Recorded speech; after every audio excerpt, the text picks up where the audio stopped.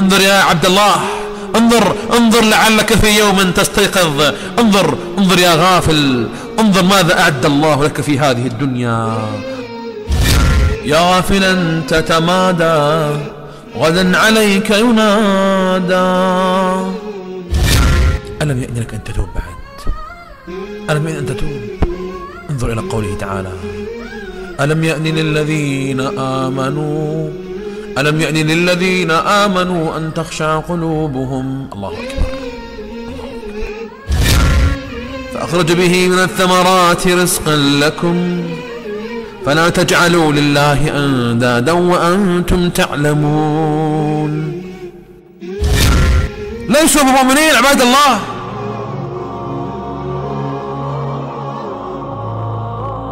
بسم الله الرحمن الرحيم. تقدم فضيلة الشيخ نبيل العوضي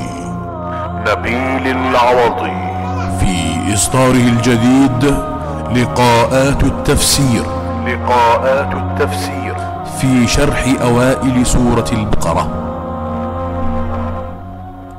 الحمد لله والصلاة والسلام على سيد المرسلين